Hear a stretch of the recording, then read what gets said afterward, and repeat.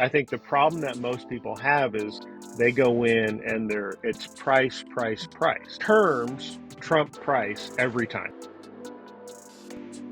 I can pay you whatever price you want if I get to structure the terms. Let's spend 10 minutes together to change your life. Did you sell it after 6 years of owning it? So I signed a 6-year deal, but I sold it after 3 years. So the reason I did that deal was because I wanted to actually personally live in that house. Um, I had just started a new business and had put essentially every dime I had into starting that business. And for self-employed people, they know that if you hadn't been in business at least 2 years, you're not bankable, right? And so I had no cash and I had no credit essentially. I had good credit, but I wasn't bankable because I didn't have an income that I could prove. And so I I moved into that house and I lived in it for 3 years.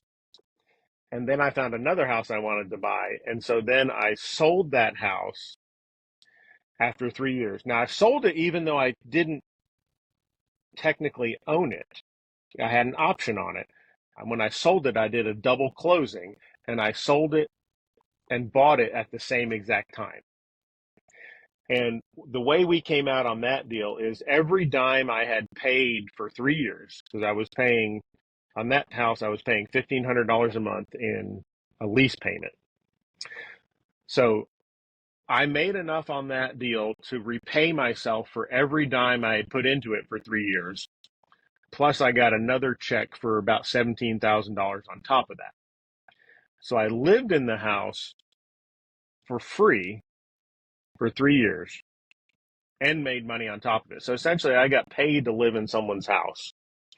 Um, and all that cost me $300 to get into it. So that's how that one turned out. Basically, free. Yeah, I mean, that's would you incredible. like to live in a house for free?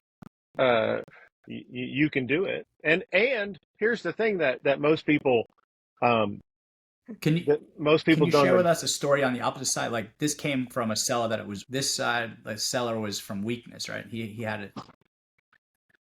Well, yeah. So there's Can you talk about like the other side if they have a lot of equity and they don't want to sell it, like yeah. taxes So on it so let's because of say the you large have capital gain? They an can do a owner seller that finance is strategy. older and has owned the property for 30 years. Um, and so this is an investment property for this owner. And you come along and you say, I would really love to buy that piece of property. And they said, well, we'd love to sell it to you, but if I sell, I'm going to have to pay a lot of taxes. I'm creating a taxable event because you're paying capital gains, you're recapturing depreciation, you're paying state tax, you're going to have to pay Medicare. Um, and so, that's going to be anywhere from 25 to 35% tax bill. So if you say to that person, hey, I'd like to help you not pay as much in taxes, would you consider owner financing the property to me? Because if you owner finance, your tax bill will be less, right? Because you are not having to recapture your depreciation, pay your Medicare taxes. You still will pay taxes, but they'll be like they may be 15% instead of 35%. So you're offering them a tax savings, um, or you could structure it to where they pay no taxes. You could do an option and you could give them an option fee. Option fees are not taxed until you perform on the option. And the option would stipulate that you can't actually purchase the property until they pass away. And because if they're leaving the property to their heirs get a step up in basis. Therefore, you could purchase the property from their heirs and their heirs would pay no taxes. So you could give them money now and then save their heirs, you can save the current owner in taxes and then you could give more money to their heirs. So in that case, the owner finance strategy would be beneficial to the seller because they're getting to keep more of their money. So, every seller is a potential lender. That's how I look at sellers, especially sellers with high equity. And every seller, the other thing I believe about sellers is every seller is placing an order. They're wanting something out of the deal. And so people say, Johnny, how do you know what to offer someone? Because there's so many creative strategies. The last time I counted, there was 300 plus creative strategies. And so you say, well, how do I know which one to use? If you ask enough questions, the seller will structure the deal for you. You just give the seller what they want. And so that I think the problem that most people have is they go in and it's price, price, price. Terms trump price every time. I can pay you whatever price you want if I get to structure the terms. And so I would say if you're new and you're wanting to start out and you believe that price matter and that you don't have the money to do real estate, both are untrue. You don't need money to do real estate. And price doesn't matter, because if you become good at finding a deal and structuring terms, then you overcome both of those objections. And every single deal I have done, I have, quote, overpaid for the asset in a traditional sense. And I'm using air quotes. I've, quote, overpaid. But yet my rate of return has been much higher than if you would have bought it in a traditional sense. So let me ask you guys a question. What's a good rate of return? If you have an investment, traditionally, what is considered a good rate of return? I mean, the stuff we look for has got to be a minimum of like 20-25% cash on cash returns. Okay, 20-25% cash on cash. And if you're investing in the market, if I can make double digits, that's a good return, right? I mean, that as far as like a normal person, right? So what if I told you you could make 400% cash on cash? Would that interest you? Yeah, it's phenomenal. Yeah, it's phenomenal. You would say, I don't believe you, Johnny, right? Like, you're crazy. What are you, Bernie Madoff?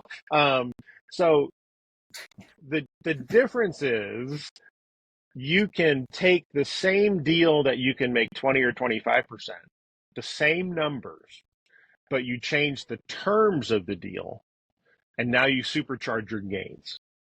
You supercharge the upside, and you limit the downside. Yeah. You manage your risk. And so what we're doing is not magic, and it's not proprietary. People have been doing this for the past 50 years.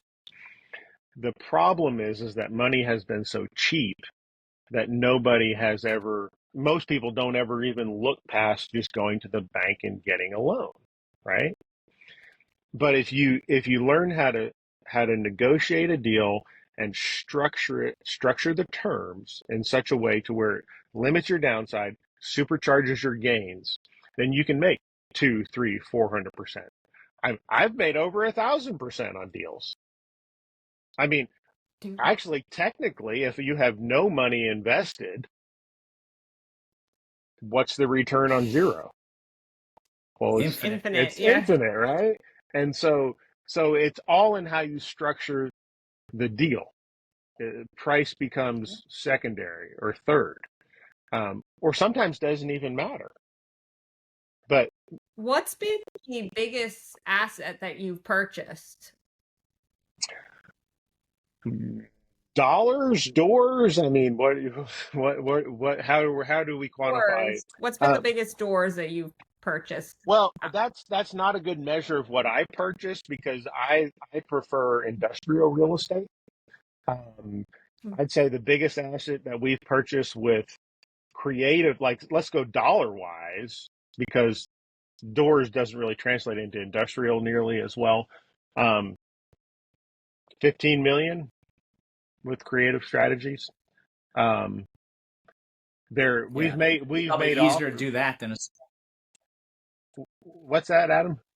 I'm saying it was probably easier for you to do that $15 million deal than it was to buy your first single family home. Yeah, I mean, because the principles translate. The dollar amount doesn't matter. right? The deal structures are the same, whether it's a $10,000 deal or a $10 million deal or a $100 million deal. There's more zeros in the $100 million deal, but the deal structures are exactly the same. And that's the other beauty of creative real estate is these strategies are applicable for residential, for commercial, for multifamily, for storage, for industrial, for office, for retail. It doesn't matter what the asset class is. As a matter of fact, the higher the number, the easier it is to get the deal done because those sellers understand business more than the sellers that have, so it's easier to do commercial than it is to do residential, Yes. Because they have a better understanding of how this works, and it's less personal. It's less emotion, rather just more it's more. Yeah, it's numbers, exactly. We've made offers on $500 million assets. So we don't care what the dollar amount is. That doesn't matter. So we look at the rate of return and we look at the risk. And most people say, well, being with a bank is safe. Well, if you're using a bank to finance, I would love to see how one of your letters of intent look like. Well, they're pretty nuanced. I can tell you that if we actually get into LOIs, they're pretty nuanced because there's a lot of kind of higher level stuff that you can get into, and you can change the structure of a deal with one sentence. Like it is, you have to be so careful what you say or don't say. Because one sentence can mean the difference between zero profit or $10 million in profit. The summary though was to talk to everybody. Yeah, you don't need money to get started. That's a false myth, right? You just need the deal. The money follows the deal. So, like you said, talk to everyone you know. Talk to your bankers. Talk to your gardeners. Talk to your pool guys. Let it out there that you're looking to buy property, and then get creative with the strategies, right? You can find a seller that has a lot of equity, looking to sell, retire, move on, save on the tax, or you can come on the other side, subject to the person can't pay their bills, they're struggling to get by. You can come over, help pay off their mortgage, and take over the deal. These are great examples of creative finance strategies, right? It's an art form. Every deal can be structured differently, and there's many other strategies we'd love to share with you. Jonny will be back. And if you have any questions, reach out to us, and happy to help. Subscribe to the 10-Minute Mogul podcast. Visit our website, 10minutemogul.com. And if you have any questions about this, you could also reach us on Facebook and Instagram, 10-Minute Mogul. Find that deal. Don't worry about the money. Well, spend 10 minutes a day. Talk to everybody that you know. Talk to your pool guy, your gardener, school teachers, postal man. Tell them that you're looking for houses, apartment complexes, multifamily, whatever it is that you're looking to buy. I would you could start there. Spend 10 minutes a day talking to the people in your community. Thanks for joining.